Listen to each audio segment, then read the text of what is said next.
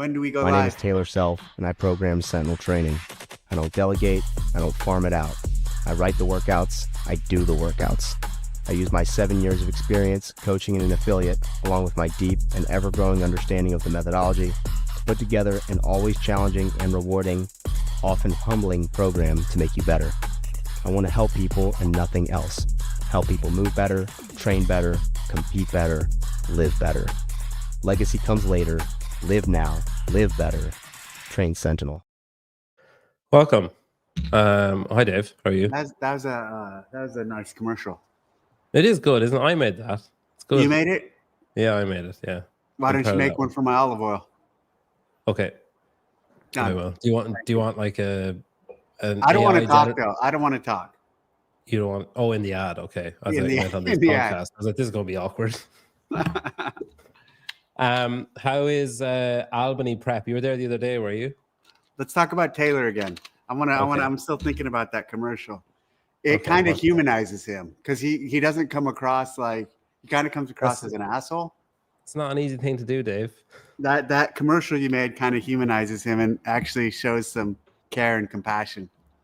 He is one of the most shirt off your back type guys I think I've ever met, but he hides it so well. Yeah. Yeah. I told him the worst thing that ever happened to him was his relationship with Sevon and the freedom in what he says and how he says it that came with thinking it was okay because of how Sevon does it. So that Sevon like removed the filter basically, and then it was just free flow. Yeah. Sevon ruined him. Sevon ruined Taylor. Or made him, one or the other. A little bit of both. So you were in, it's cool. Yeah. I like it. How are things progressing? Would you have many more visits now before you just go there, like for the games? That's the last visit before the game. So I won't go back out there to Albany until about a week before the games. Does that make you nervous that you won't see anything until then? Like that it's just sitting there waiting? No, because we're doing so much prep and testing here and elsewhere. And like, you look at event 1 and what's cool about that, since we announced it, like a number of people have gone through it. And so we got a lot of testing, a lot of times from it. So that aspect, getting plenty of feedback there. The other workouts, the other tests, the other events, continually refining, continually basically doing dry runs of. Because basically every test, anytime we test an event, it's a rehearsal of the execution. It's a dry run of it. And so there's feedback and learnings that are just constantly coming in. And so even though I won't go back there until about a week before, probably here. So at this point, every individual event has been tested. And every individual event is like 99% done. And I could say probably we've never been that far ahead ever. Because we'll get there and then we'll have special equipment. We'll have special things that we're testing and working with. And kind of because of the theme with this year of just regrounding into the basics and just not going too far outside with things. Not physically outside, but outside. Call it this little box that I create in my mind. It's pretty core CrossFit, and we're able to get to a really good place. Even when you look at last year with like the, even by the time we got to the games, the amount of time here that we were spending on the sledge and on the step up standard. Then when we got there, same sort of thing. We spent so much time on the sledge and the step up standard and just refining and some of the other items there that a lot of that kind of isn't there this year. So, and I'm honest, like I'm very frank with, hey, the games is a return to just like classic CrossFit. And not that it hasn't been in the last few years. It's always classic CrossFit, but it's a matter, or there's an aspect of how far and how often do we step out of, call it the classic box. And I think last year, specifically with those two items, Chad and the sledge, we kind of went out there. We kind of stepped out. There was still a lot of core, but we kind of stepped out a few times. How far out? So they're kind of nailed in now. Obviously, there might be some kind of weird last minute change because you notice something on site, or someone tries something in testing or whatever. But like, they're fairly nailed on now. How far long ago were they conceived, and then how far long ago were they? Yeah, that they're done, or more or less done. So some of them probably the last 2 or 3 months conceived, and then through testing over the last few months or few weeks, even refining and changing. And through the visual, I'm very visual. That's why the testing of these is so important to me. Seeing how the athletes go through it, seeing how they respond, taking in that into consideration with how it plays into the others, seeing the time. Like I will. There was a point where I tested multiple of these, and like 4 or 5 of them were all like around 10 minutes. And like for me and the way I program, like that's too many in that exact same time domain. So then I had to start thinking about which one was I going to compromise and maybe increase reps or decrease reps or take things away. And so a lot of that was going on, and a lot of that has gone on. I'd say probably about 2 or 3 weeks ago, they got to a point where it's like, okay, I think this is it. This is, and the shell and the model of those 2 or 3 weeks ago was there 2 or 3 months ago, but then some rearrangement, some shifting, and I've put everything out. I lay it out on a big whiteboard, and then I have notes on the computer, and there's a lot of different visuals I use to look at them. The visual I'm looking at now is pretty much a distribution of the movements and the type of movements over each day, color coded. M is monostructural. That's purple. G is gymnastics. That's green. It'd be easier if you just spin it around and show us. And W is weightlifting. And so I take a quick glance and look at the distribution of those types of movements throughout. Then I look at the type of, then I also have like couplets, triplets, singles, quads, large chippers, etc. And so I try to analyze, and then I look at function, and then another doc I have for, again, move, duration of effort, typical expected time to complete.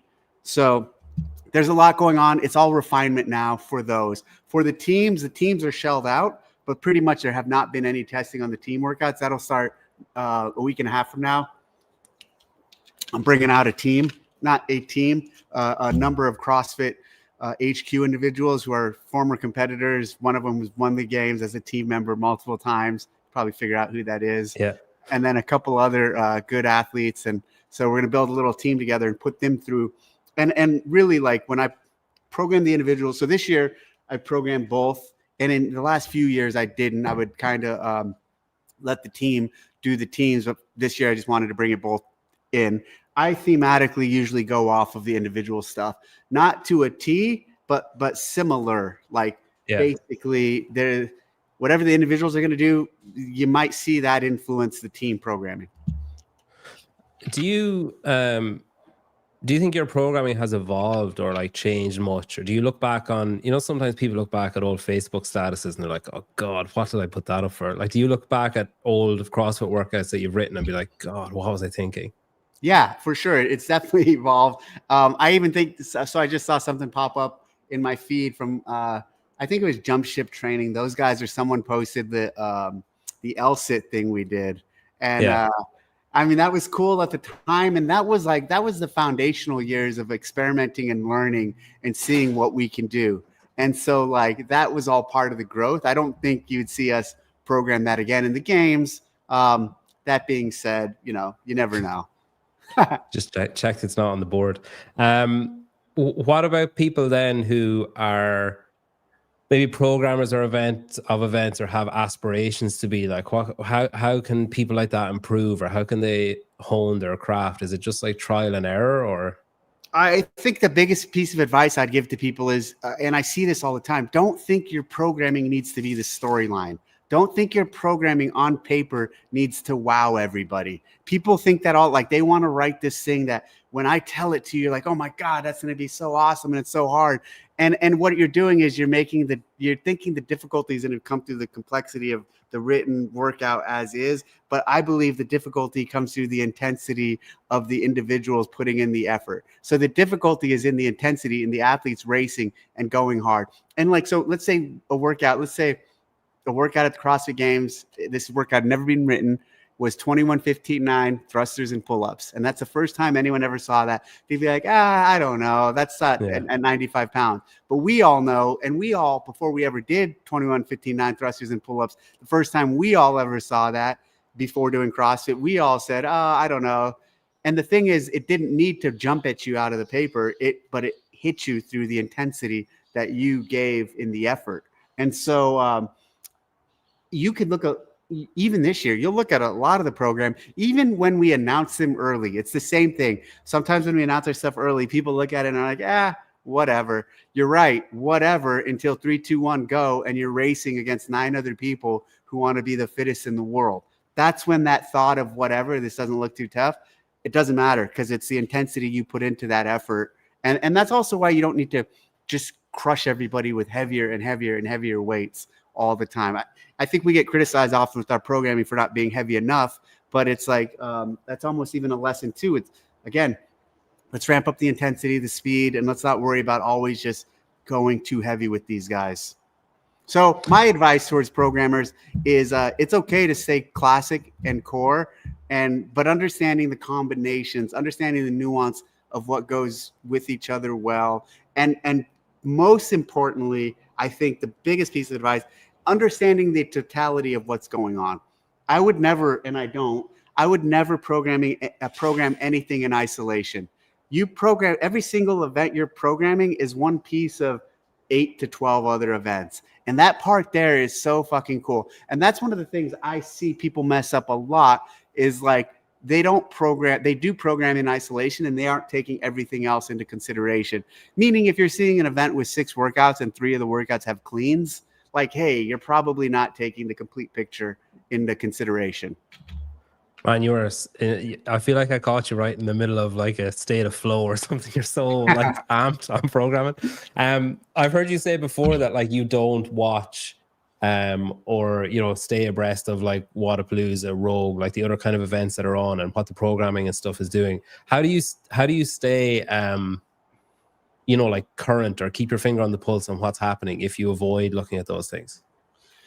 Great question. A couple of the reasons why I don't watch, and especially why I don't go to and spectate in person, is like I'm so fucking critical of them, and not of them, but of any event I go to. And like if I go to an event, in all the hundreds of events I go to, I'm constantly watching and looking at, and it's typically the ones I'm running, and giving feedback or seeing things that could be done better. And so when I go to those things, I can't disconnect from that and I can't have fun. And I also feel that same way about watching them. I cannot watch those as a fan or just watch them as a casual observer. I'm looking at what they're doing wrong. I'm looking at what I think I would do better. I'm looking at like what I think can be improved upon. So how do I stay in touch, or how do I have my finger on the pulse? I think throughout the years, just the experience of having done this every year and being part of their evolution. And what I mean is the athlete's evolution. As the athletes have evolved year after year and what they're capable of, you know, regionals, semifinals, open, games, quarterfinals, those are all moments where we're getting direct feedback on what their current levels are and what people are currently capable of. And then, so understanding that, scripting off of, you know, recent experience. And then frankly, again, it goes back to, at least for my style, the testing process is so important. Bringing in like high level people who are, who then tackle what I think is the appropriate test with the right weight for this moment. And I've had times where people have tested and it was like, okay, yeah, that's definitely too light. Now we need to bring it up. These guys are a little better than I thought with this movement at those reps. And so I think through the testing process and through just the yearly experience of doing it, that's how I stay current. The one place I do think I was talking about this with some people recently when we were testing, kind of bit me in the ass, was Julian Alcaraz. So that year he said no on going to the games because Miranda was pregnant. I think it was their first kid. He ended up testing a majority of the workouts for me. And the final workout we did, it was, I guess it was, what was it called? It was the handstand push-up with the, I think the kettlebell deadlift. And then you had to take the yoke. It might've been Aeneas across the floor. And he did that thing, and like he had a great time. And I tested it once or twice with him, and I was like, okay, that's going to be a middle of the pack time. I didn't think about how good he was specifically. Almost 90% of the time when I test with people, they're really good, but they don't set the best times, like a majority of the time. And he had a time where I was like, okay, it was like whatever it was. I'm going to say this, but it's probably going to be wrong. It's 4 or 5 minutes. And I'm like, okay, cool. So then with a 6 minute, 7 minute cap, we should be fine with this workout. Well, then on game day, and it was a final, by like heat 2 or 3, only one person had finished. And I'm like, oh, fuck. And then the final heat, the only person I think in the final heat who finished was Frazier. And so he ended up winning, so it didn't matter, and he won with the finish. But I definitely wanted a test at the end that more people would finish and would have a more exciting race. And so from that, I was like, it was his capabilities were better than ever, because it turns out he's so good at handstand push-ups that he was just able to wreck that in testing. And so from there, it definitely having multiple people test stuff like that to really refine. Because typically with testing, here's the thing with the majority of these events and tests. It's not the cap. It's like people say, oh, he got capped. He didn't get capped. And it doesn't mean he couldn't finish the workout or they couldn't finish the workout. It just means they didn't finish it in our very arbitrary set time limit. So when we set these arbitrary time limits, there's 3 different categories. Especially you would see this in regionals, a little at the games, but not as much. But these 3 distinct categories. 1, I want very few people to finish within the cap. And if you think back historically in some of the regional chippers, there's regional chippers where only like 2 or 3 people finish. And I think that's super cool to have. A few events where just 1 or 2 people finish. 2, an overwhelming majority of people finish. So call it 80% or more finish. And then 3, everyone finishes. So those are kind of like, and I'd say even the overwhelming majority, move that down to 50 to 60%. So when creating caps or creating these tests, that's what I'm thinking about with the caps and the limits is, do I want everybody to finish? Do I want half the field, 60% of the field to finish? Or do I want very few people to finish? And in the example I just gave, I definitely, typically for a finale, you do want a majority of the people to finish. That was not how it played out. And so that was a disaster in terms of execution. I thought that was a measuring tape that you were messing with. Are you doing that like hands apart shuffle thing? I'm not doing the hands apart. I'm just doing no, I'll show you. I'm just shuffling. I'm always like fidgeting. So like the deck of cards. Last time you were on the show, you were fidgeting with a gun. And even though you were through a screen, I still found it intimidating. I've done your show before. Yeah, someone asked me the other day. I said, yeah, Dave was on like a couple of years ago. And then I went back and checked and I was like, oh, it's depressing. It was 4 years ago. I was like, I'm getting old. I don't remember that. Crazy. Thanks, man. Yeah, it was good. Yeah, no, sorry. It's not about you. No, it was a long time ago. What about then Albany and the venue and the city and everything else? Were you is there any challenges with kind of programming for that, or has the fact that you've moved back to the kind of core cross it made it easier, not easier, but less impeded by the venue or like potential impediments from the venue? Well, here's the other thing. So like we've had games before that have been 5 days. We've had games that are 4 days. We've had games that are 3 days. This year we've gone back to a 3-day format. And so the 3-day format is, I don't want to say it's easier, but like, yeah, the more days you add to the test, the more things obviously you have to make and the more time you have to fill up. So a 3-day event is a little more manageable to program around rather than a 4 or 5 day. So this year, the fact that it's a 3-day has been nice to work with, because last year was a 4-day.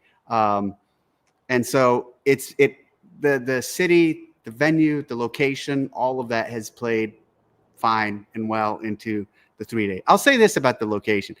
And I don't know, did you ever go to the regionals that were there? No. And this is one of the reasons why we went.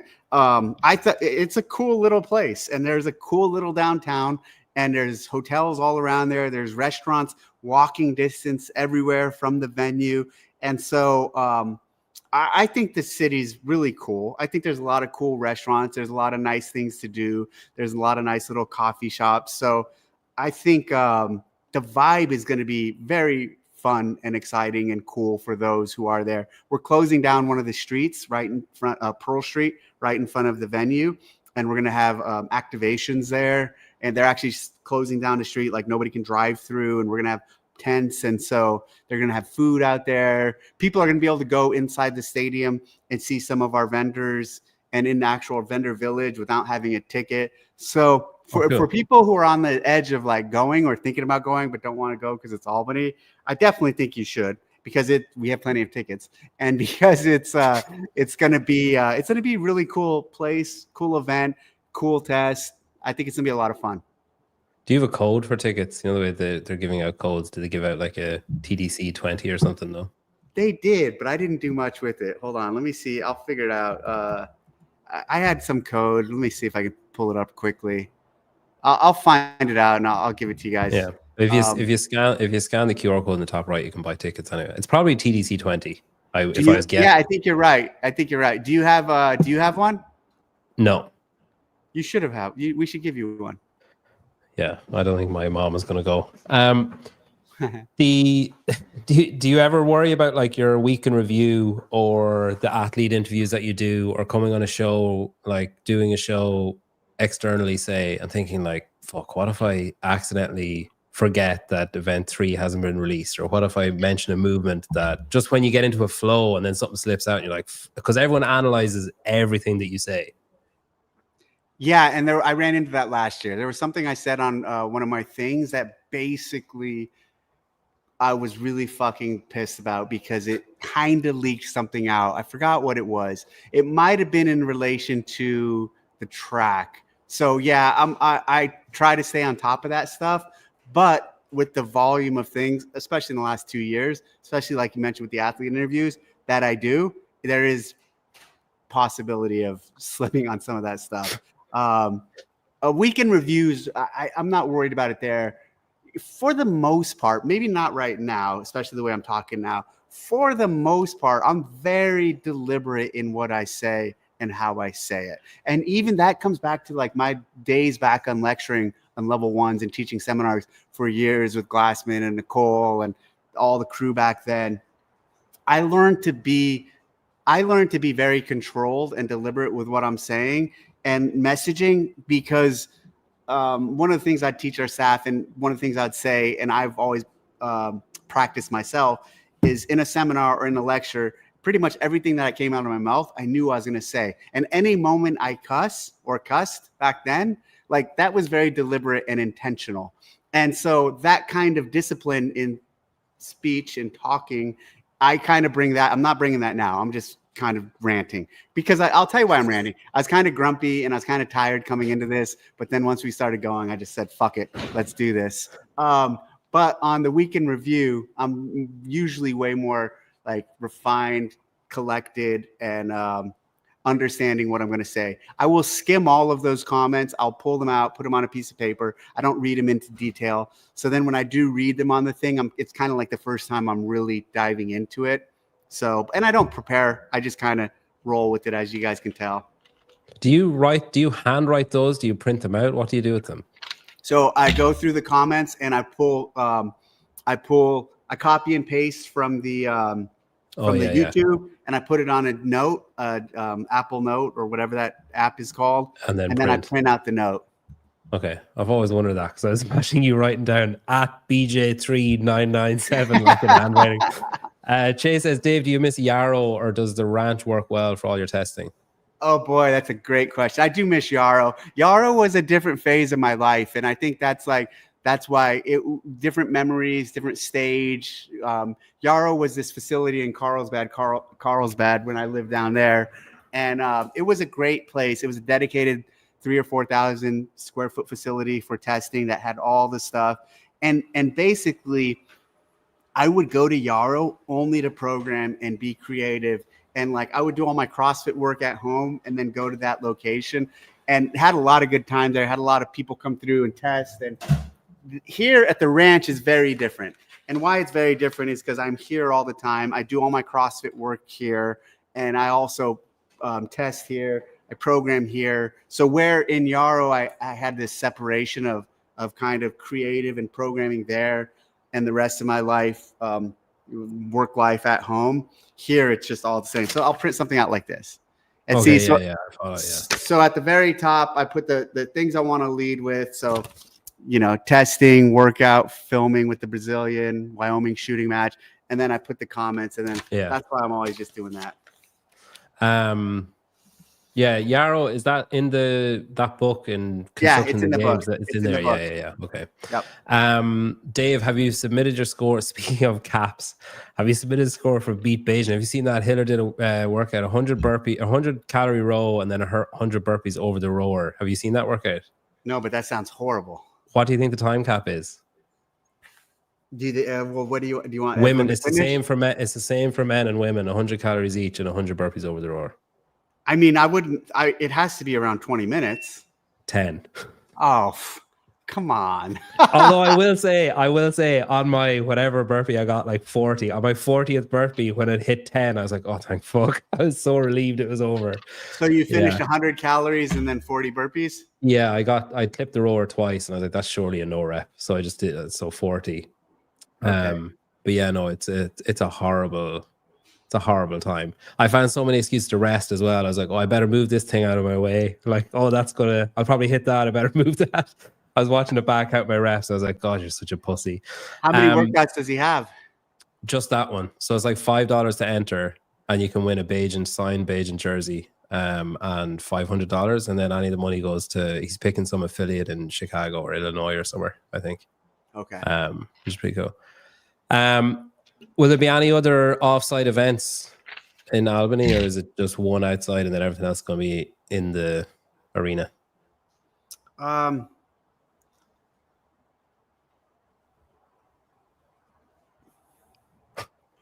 We'll keep it at what you know for now. Okay. Do you want to tell us how many there are altogether, or no? Are you sticking with your 8 to 12? Yeah, 8 to 12. I like that number. Is there any possibility of on Thursday evening being like, surprise, we're doing the workout Thursday evening? That's something we've done in the past for sure. Yeah. And it's something like I'd say at this stage you should assume there's probably a low possibility of that. Okay. And here's why. Like,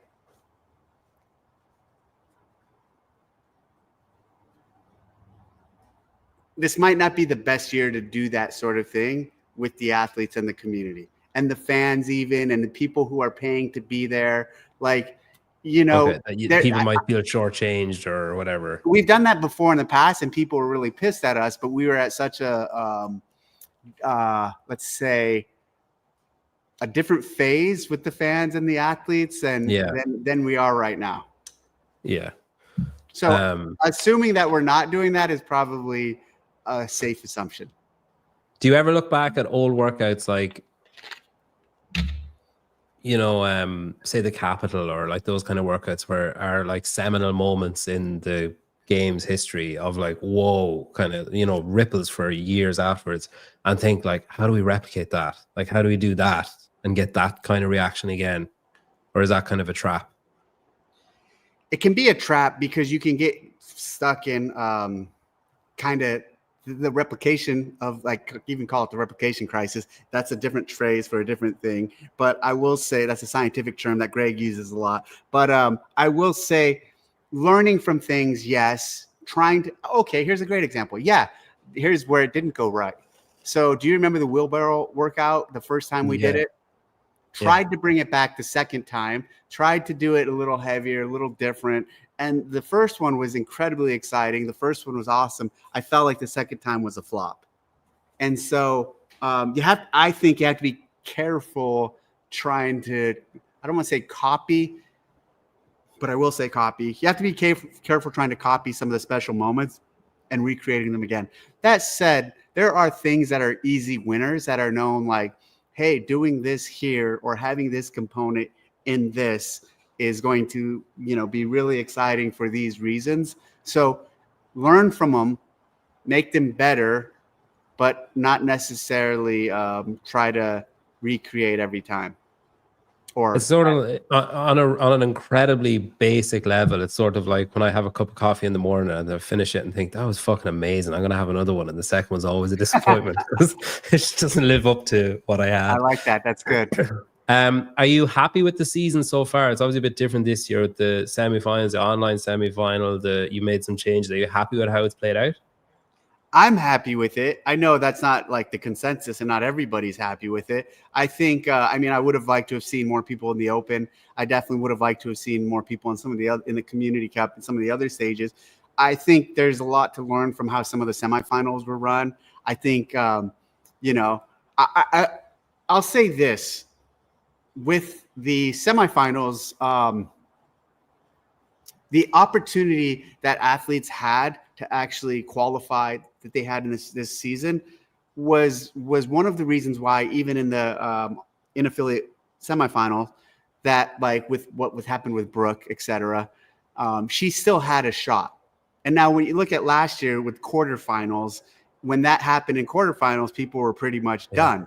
They didn't have a shot. So like this season and this model for the elite was way more favorable and fair, and even for some of the event organizers, being able to have some big name athletes go to multiple events. Do I think the in-affiliate semifinal or in-affiliate, semifinal should be later? Probably. Could it be at the end and almost as the like last chance qualifier? Yes. Or at the beginning. In the middle is like not good. For the events thereafter, it's but bad. even in the beginning, it's not good for the events thereafter. If there's enough of a gap though, as in if you do like open and then like, I don't know, 2 weeks later or something, you do the online semifinal and then you've got like a month break, that gives 4 weeks for those events to start building and hyping who's coming. Do you think, would you do the same amount? Would you do, is 11 a lot of spots? Like, would you do like 5? I think the number of spots, I'll say this about the number of spots. That was dictated by one thing. Do you know what that one thing was? I mean, you should. Should I? Try. How many semifinals there were? Yeah, exactly. So the number of spots. Hey, there was a scenario this year where we might not have had any in-person semifinal that wanted to sign up, right? And so if that were the worst case scenario, well, guess what? We had an event that could qualify all 30 if need be. So when you look at that number 11, how did they come up with 11? Well, look at the number of other events they did, whereas certain ones got 1 spot and then the rest got 2. So can that be 5, as you just described? For sure. If we have event partners, event organizers who want to run semifinals and events, I think it will never go lower. I would like to see a system where that doesn't go lower than like, let's say, 3. I think there should always be that option. But if there were events out there that wanted to partner with us and wanted to be the qualifying, I mean, that number would decrease. But I think where we ended up, and we weren't actively trying to get more events. We were working with the ones we knew who wanted to work or who were interested. And as they all got solidified, we played with that number. So that number was very dynamic. Sevon asked for a qualifier event, didn't he? And you said no. So you weren't working with everyone.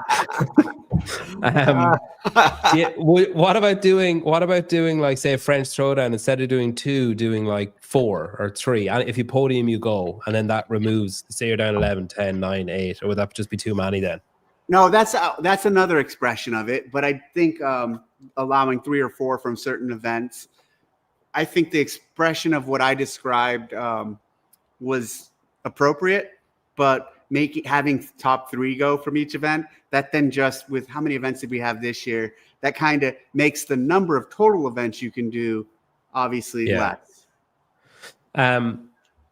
Is it I really liked the maybe it was you sold it to me last year on one of your weekend reviews when you're explaining the funnel system and the fractions of, like, you know, quarter, semi, and then you're at the games, and the kind of the way that it worked, whittle down the crowd or whatever. Is that just gone? Like, is quarterfinals just gone? And if is it because of like online or pressure on affiliates, pressure on judges that were reviewing stuff, or is it that thing you mentioned of, well, if you fuck up in quarterfinals, your whole season is gone? versus this way, it's a bit like there's a safety net kind of. This way is definitely there is more of a safety net, to use your word there, for the elite athletes and giving them multiple options to go. I think when you look at the big change, what we did last year was this kind of, call it 4-stage season for everyone, and meaning everyone did the open, then they did the quarterfinals, then they did the semi, or basically the semifinals, and then they went to the games. The problem with that is when you look at, like, for the individuals, that was decent, but obviously if you missed in the quarterfinals, like we talked about, it was very season ending. But we had to do the same thing for the age groups. And what that led to is just a ton of redundancy, a ton of unnecessary redundancy. You had the online open, then you had the online quarterfinals, then you had online semifinals. So by the time we get people from the age groups to the games, they had done 3 online competitions to get there. And it also was the numbers, especially in some of the other groups, pretty much like you'd go from, say, 20,000 for a big age group down to 5,000, down to like a very similar 1,000 in the next level. And then the people going to the games, you could pretty much see the names reoccurring. So a 3-stage season made more sense. And that's basically what we went to this year for everyone. So everyone has a 3-stage season instead of this 4-stage season that I believe for some of the other divisions was really contrived and too much. And by kind of the logistics of our behind the scenes and the way that our systems are really old and making changes, it's hard to isolate and make changes on some of the stuff that don't affect everyone. So it's easier just to do one template and apply it to everyone than to just kind of to break out. Yeah. But like quarterfinals, so I think, there's a lot of controversy internally, externally. Like, a lot of people think quarterfinals should come back. A lot of people liked it. I think a quarterfinals like thing being back would be good. I think a quarterfinals and we go back to a 4-stage season the same way would be bad. I think this way, the way we did it, is really beneficial to athletes and even fans, because you could get those people who went to multiple events and finally got their ticket. Hold on, it's getting windy. Earn their ticket through a variety of different ways. Do you think will you or HQ ever take over the programming of all, like, the whole season, or do you think is that one of the things that differentiates the season from others, in that French Throwdown can program whatever? Well, okay, Mayhem programmed the whole fucking season this year, but like in theory, each individual semi-final can program their own way, have their own nuance to it and stuff? Or do you think after watching this year, you're like, no, okay, we need to like pull rank and just tell everyone what they're doing?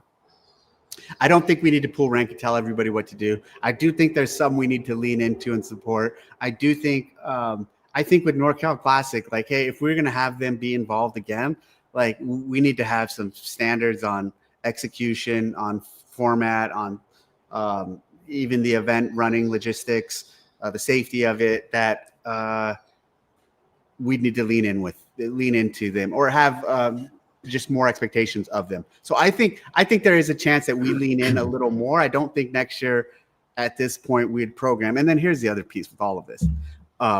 The other honest truth in this. Who knows what's going to happen, or what a new owner of CrossFit will want to do with it, with the season, with me, with so many other pieces. So all I'm speaking of now, I say with, like, yeah, sure, I would like to keep it that way. We'd like to keep it that way.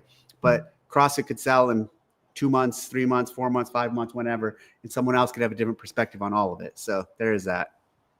There's been so much talk about that, about the sale and about potential new owners, and this guy like Shafi's going to be CEO, Froni's going to be CEO, this other person nobody's ever heard of is going to be CEO. It's a new type of noise, really. That's the last 5 years that kind of noise has been around, because pre that it was like Greg, and it was just, he was doing like basically whatever he wanted, and you were there, and if you could keep up, you kept up and you stayed. Yeah. And then after that, so when he sold the company, it's basically since then there's been so much instability and change, and rumors and discussions and this, oh, apparently this person might buy, especially now the last like 12 months. Do you miss that, like feeling that sure-footed, like going back 5 years where you just knew, like, I'm waking up and I'm going to work in CrossFit and it's Greg and it's fine, and then you just go to work, versus now you're like, I could wake up and read a barbell spin story tomorrow that the company's been sold and then get an email from CrossFit an hour later confirming the same? I'm good. I'm fine with it. I thrive in chaos. I always have, through like just my background and what I do, and like none of this fucking bothers me. I'm like, whatever. If I wake up and I get that email and they say you're fired, cool. Next, on to the next one. You know what I mean? Like, I'm so good. Like, it's happened before. It's happened before. I don't worry or lose a lot of sleep over any of this shit anymore. And even honestly, like, look at all the shit that happened when Greg was here, and the shit I went through with him, like firing our media team, firing a bunch of people I work for, completely changing the season on me without really fucking telling me. There's just always been chaos, and there's always been, and so like I've just built up such a resiliency towards it, and like I'm very good at just being like, all right, what's next? What do I need to do? And that's why I've said this recently, like, hey, on this year, like it's just heads down, like what's in front of us. Let's execute. Let's make it the best we can. And let's just really focus on what we have control over right now. And that's really what I'm looking at. And that's why, that's why I also don't like talking about the future without acknowledging that new ownership can do something completely different. Because if I do that, I think like I'm trying to convince myself, like I'll be fine and this is the future. And what I'm trying to say to the world is like, hey, I really understand the situation we're in, and this is what I would like to do. But the fact is, all of that could not matter to anyone else, and it could go in a different direction like that. And in that, I'm fine. I'm gonna fucking sell olive oil and fucking and shoot at the ranch and hang out with my dog.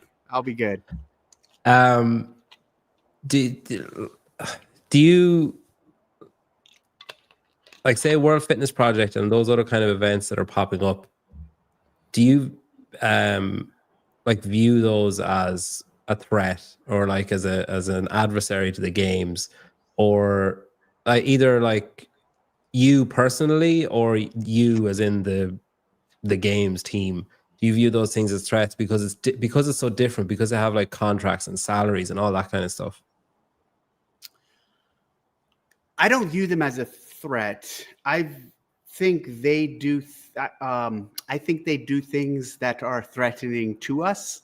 And what I mean by that is, like, there could have been a world where they were playing along nicely or wanted to engage or work with us, but it's definitely a path they have not taken.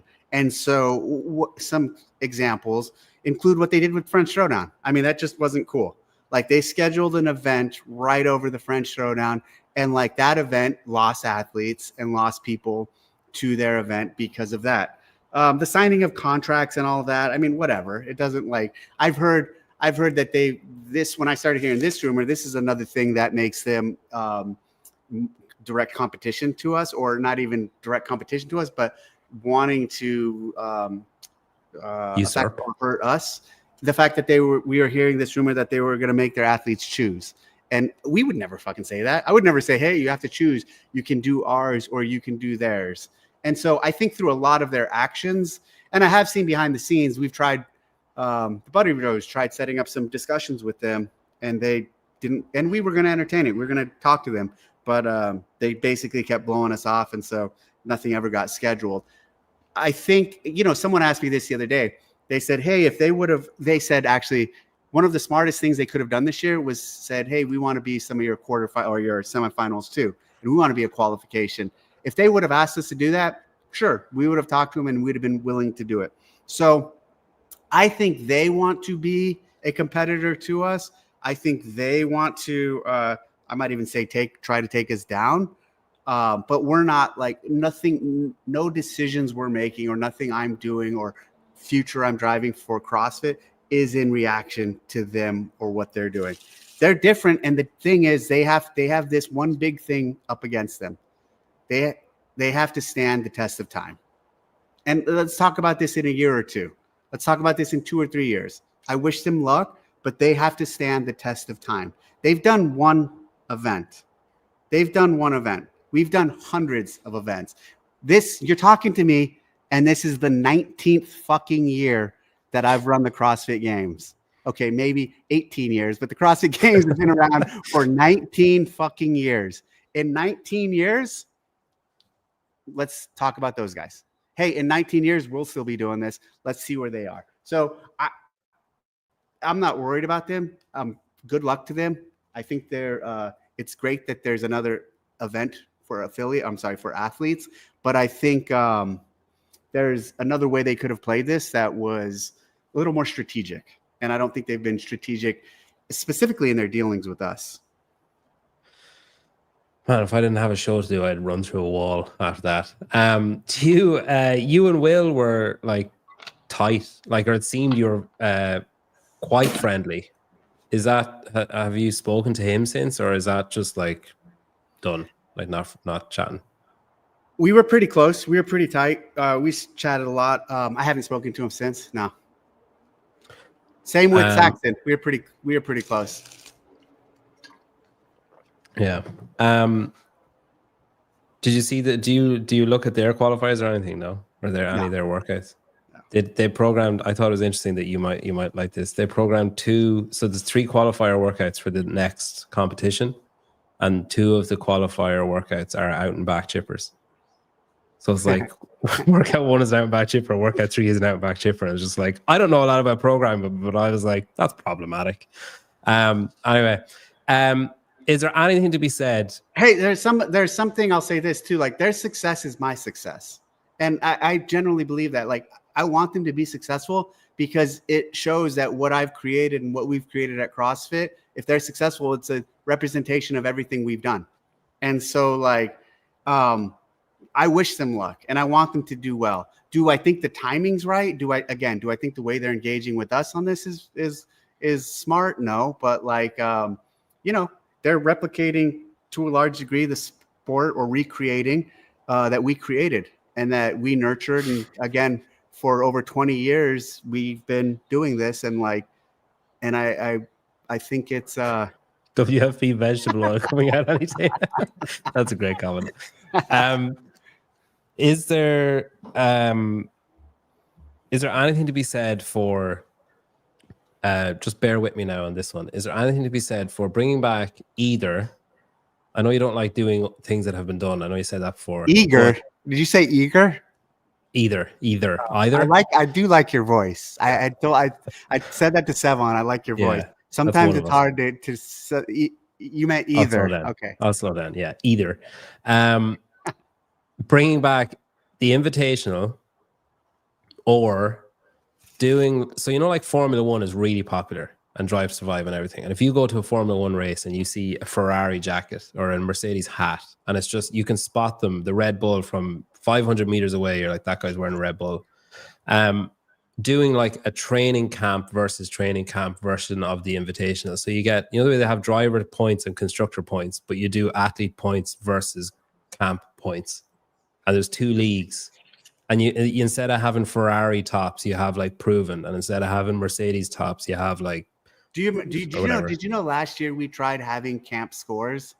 And with everything, we ended up not doing it. But basically we had athletes, and it's exactly what you're describing. It was based off the constructor thing. So athletes before starting the games would, and we're going to have at the closing ceremonies, basically a camp trophy. Oh, that's cool.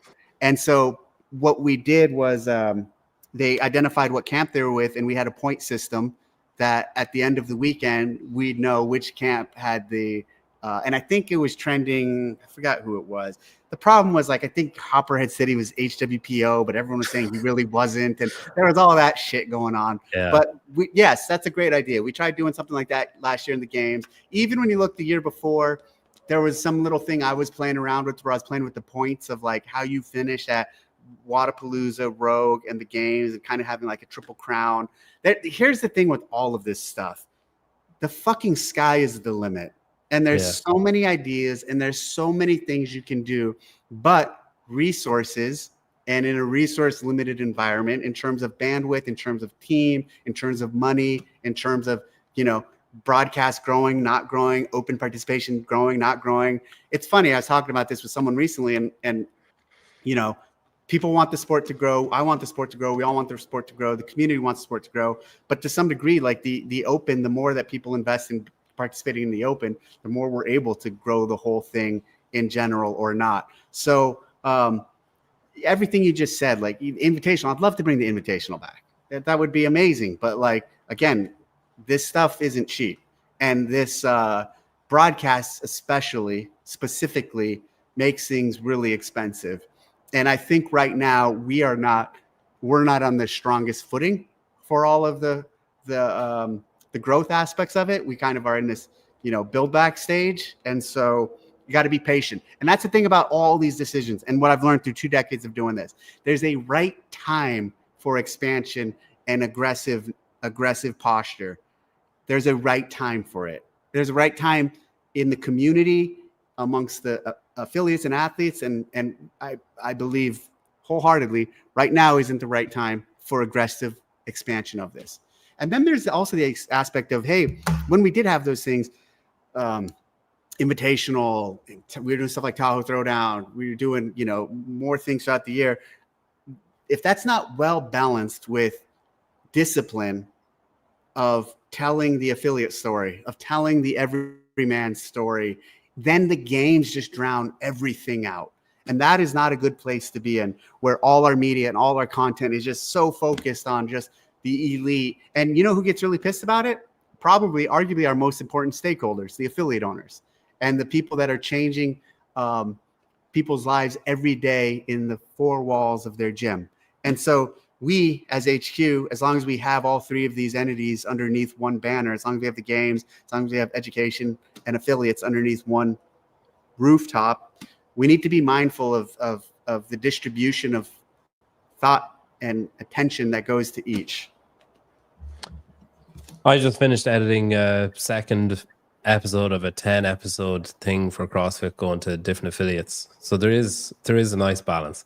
There needs to be a balance. I'll say this, Jenna and the team, they're doing a really good job of balancing it right now. Have we always had a nice balance? No. I've been involved with this for so long. We've skewed to, Greg firing all the media when he did. That was a period where the balance might have been a little off. How he handled it was a little differently than I would have agreed with or suggested. But do you think, so the way there's affiliates, a silo, like there's been this talk about everything being siloed, that it's affiliates, games, and education or seminars. Do you think, is that problematic? Maybe that, like, do you think maybe the games team and the affiliate team should be both or all involved, or maybe they are, you can correct me, but that in designing the season and coming up with when the open's going to be, and is it going to be 3 weeks, 5 weeks, whatever, and changes like that, should there I don't be think it's siloed. I don't think it's siloed at all. I think our teams work together a lot right now, and I think I've seen, again, various expressions of it. I've seen where we've been more siloed. I don't think we're siloed right now. I think all of our units talk, and they talk a lot. Well, that's all I'm going to say about it. Okay. There's been a lot of critics of you for the last 19 years or 18 of the last 19 years. The voices got like very loud the last 12 months. There's a lot of people calling for your head. Some people still are. Some said they'd never go to a CrossFit event again, or an event that you were at, and they ended up doing both anyway. Did you come close at any point during the last 12 months to just being like, do you know what? Fuck it. I'm out. Like, forget it. Like, this is not worth the... Because, like, you have a family and shit, and they're reading stuff, or could potentially be reading stuff and seeing stuff, and your friends are reading stuff and seeing stuff, and just being like, fuck this. Like, I feel like if I was in your position, I would have gotten to a point, I probably would have crumbled on day one. But if I'd made it through, I would have gotten to a point where it's like, okay, it is now clear to me that I'm not being fired, so I quit. Like, I would have just been like, it's not, fuck this.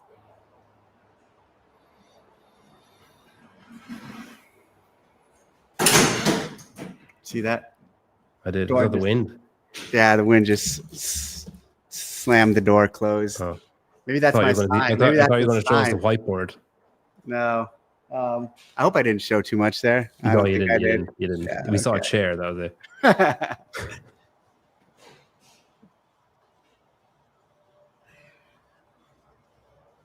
Let me think.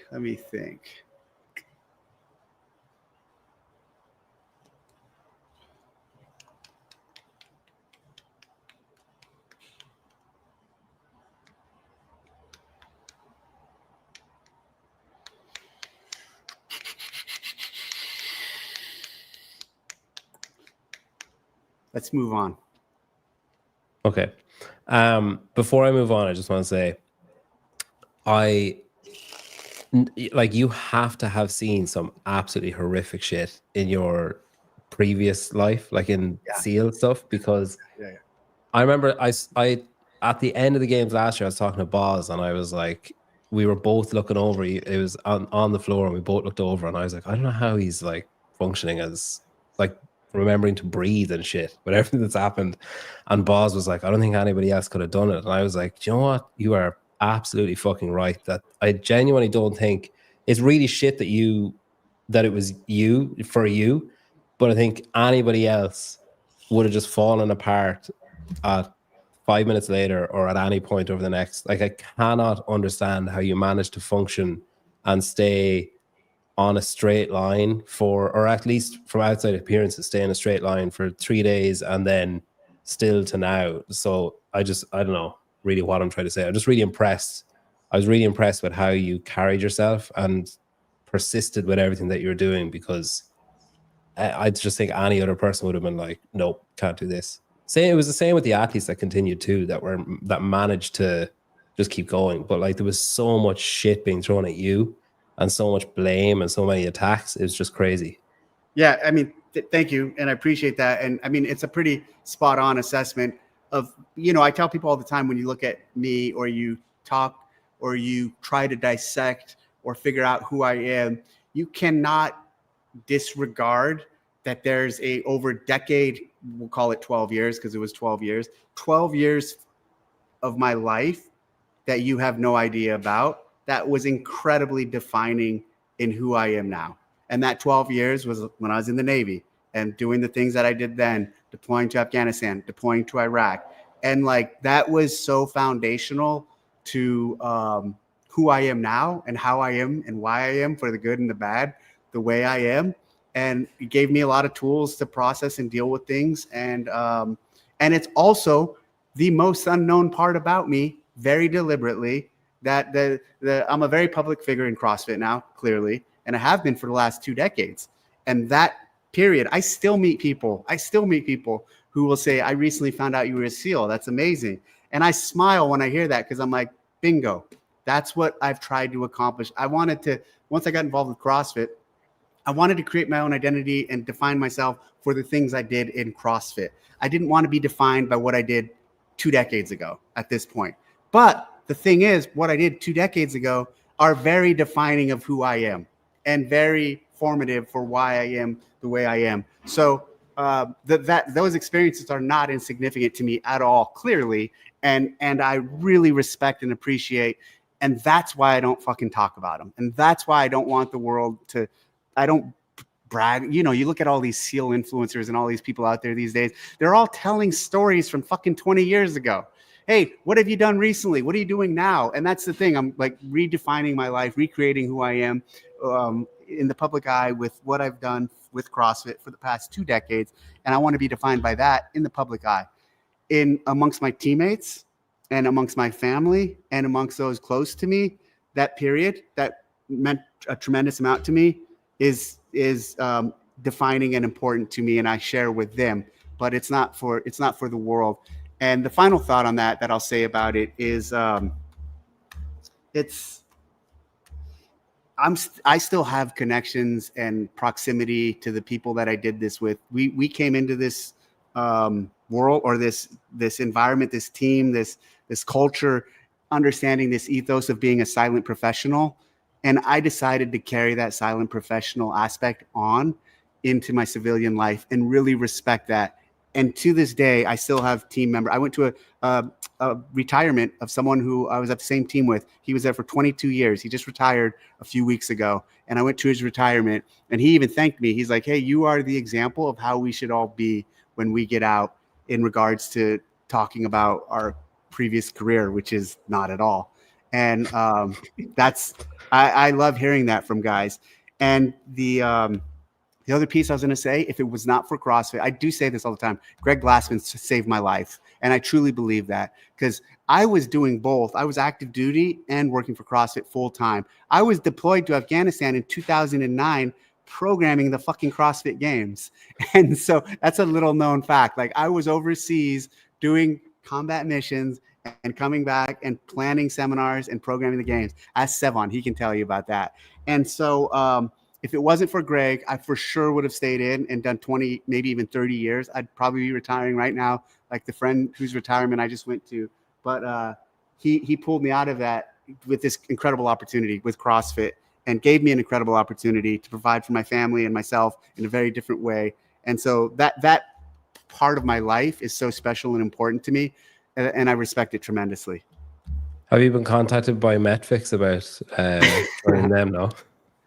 Like, about what? About joining the Metfix games.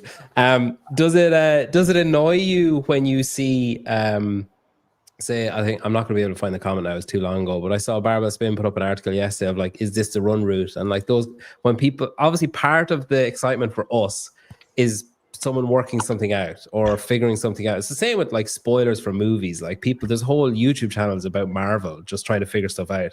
But when people work out like, oh shit, this permit was applied and it's going to be here, and all the kind of like spin is amazing at like sleuthing out little bits. Are you looking at that being like, yeah, cool, keep talking about it? Are you like, God fucking damn it, how did this get out? It's all part of it. It's so accepted. It is what it is. It means there's a passionate fan base. People are doing what they should do. That's also, like I've said this multiple times, why I don't have a problem with Hiller, why I don't have a problem with Sevon and these guys. Like, you know, and people talking about this notion of like, this is the only sport where there's pundits making fun of the athlete. It's a bullshit. Go watch any other major sport. Fucking those guys get shit on. Soccer players in South America get killed if they miss a goal. You know what I mean? Like, so passionate fans, it's all part of it. People criticizing athletes, criticizing me, criticizing CrossFit, criticizing the entity. It's all just the natural flow of it all. It's the natural expression of where we are at. And this is another reason why I'm able to process and deal with this stuff. Even we'll leave the Navy part out of it. I beat that to death the last few minutes. But the first 2 or 3 years of being involved in CrossFit, we had people fucking hating and shitting on us and attacking us. So again, almost 2 decades now, and I've been experiencing the same sort of, it's just delivered on different platforms, different media, different expressions. And here's another piece, different personalities. That's been fun to watch too. And here's what I mean by that. I've watched 3 or 4 generations of haters come through and wash out. And then there's the new batch and the new, and so for some of the people who are the current batch of, I'll call, like, I don't even like using the phrase haters, but for the simplicity of this discussion, I will. It's just the longevity. I know I'll be here. I know they won't be here forever. And I'll still be in this space, even if I'm not with CrossFit. I'll still be in this space for a very long time. Hey, hating and shitting on people is probably it's a horrible way to maintain an existence. When you hate someone so much that you're defined by your hatred of them or they thing, you are in a fucking horrible spot in your life. And there are people who are there, and it's not a good place to be. I wonder, is Brian watching? Do you ever search your own name on Reddit or anything? No? I don't go to Reddit at all. Oh man, that'd be character building. That'd test your SEAL strength. That's one reason why I don't go to Reddit at all. There was something else I was going to ask you there, and you put it on my head with the criticism. What were we talking about before that? The Suze is asking, would you consider the CEO role if someone else took over and said, Dave, I know you did it before, it was kind of brief. You had a brief stint. Would you like a proper go at it, or? Oh, of course. I mean, to a large degree, I don't think there's anybody else who can do it any better than me at this point. But I mean, like, I'm also a realist. What I mean by that is if someone's putting up a few $100 million or whatever and buying it, like, yeah, they're going to have their perspective in their team. And it was the same thing when Rosa, people were like, when they bought it, they're like, oh my God, Dave, is this hard? How are you gonna be able to step down from this? I'm like, I'm not a fucking idiot. They just spent a few $100 million. Of course, they're gonna put in that case, Rosa. So would I take it? Yes. Do I think I can do it better than anyone else? Yes, absolutely. Do I think if I'm not the one buying it, I'm gonna have that opportunity? I think it's low. I think that the chances of that are lower. Oh wow. Spin is actually a master detective. Dave hosted a Reddit Ask Me Anything in 2007. Even as the date, that's crazy. It doesn't mean I go to it. I know, but it's an expression of his detective skills.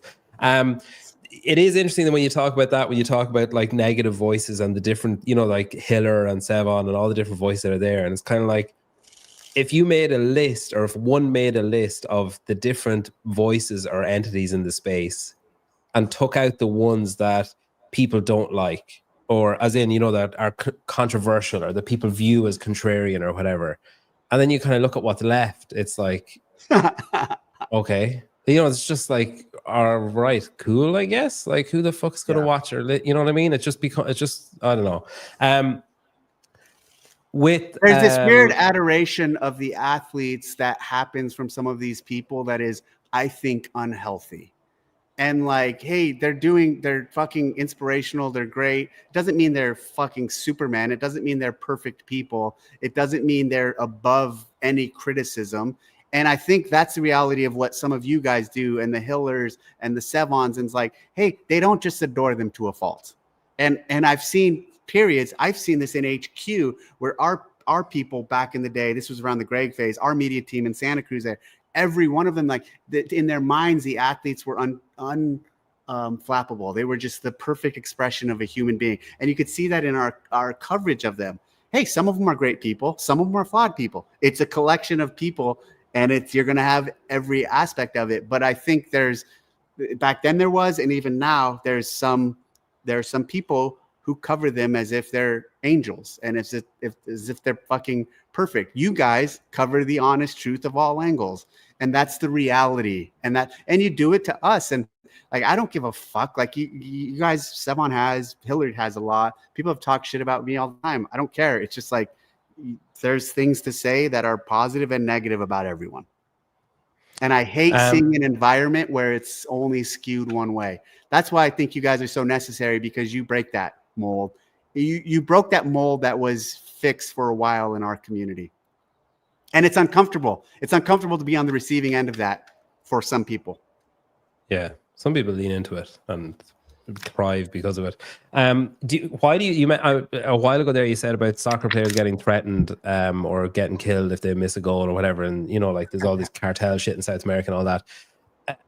If you look at like the CrossFit season as a whole entity, and then you look at like the Premier League season as a whole entity, or the NFL season as a whole entity, or any sport, and you look at the occurrence of injury or the occurrence of, like, you know, people, there's like, especially since whatever the last 5 years, have been a lot of like people dropping dead on football pitches or having heart attacks or whatever at soccer games, or there's like people like concussion issues, or there's rule changes required because something horrible happens in a tackle in American football or whatever. He says as if he knows how that sport works. Or there's like change, you know, mass like hamstring injuries every week in the Premier League or whatever. Why do you think that issues at the games or injuries at semifinals or any of that kind of stuff, why do you think that it's so much louder than in other sports? Like that if someone twists their ankle on a run at the games, it's like, oh, the fucking programming and whatever. Whereas if it happens at, you know, Old Trafford, people are just like, yeah, all right, it's football, just sub them off and get the next guy on.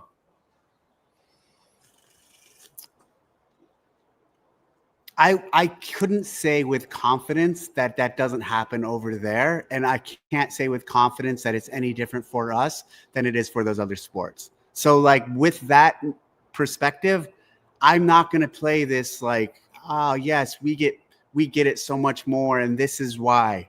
Does that make sense to you? Like, I'm not going to go there, because I can't say with confidence that those other things you just described don't also get it. And for that reason, I won't play a victim of we get it more than others, because it's just going to be self-fulfilling and kind of outcome that I'm looking for. So next question.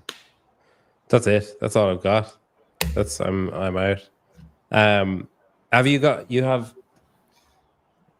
You should start like a little like a Oh discount yeah, code. there you go. God, This good, one, good. I've had this. There's I've a used there's this. a 15% discount right now for the dented. I have some cans, so those are tins. There's some that are dented, and they weren't supposed to be. So if you go online, let me tell you the discount. Hold on. There's only a few that are dented, so you get 15% off. 1 second. Oh, I'm not perfect. Type that in, and you'll get 20% off. The code is I'm not perfect. Okay, I am all one not word. perfect. I am not perfect, or I'm not perfect. I am not perfect. Okay. You get 20% off of that can that's a little dented. It's still all fine. I'm also about to expand into almonds and walnuts. Oils. No, just not food the heart. Like. Yeah. Okay, right. Can you get packages of almonds? They're grown locally. I have someone who's a close friend who their family grows almonds and walnuts, and so more healthy fats. Yeah, I love these stories of like the friend and the whatever. I just imagine you have like a sweatshop of like farmers. You open your back door and it's just like a whole field full.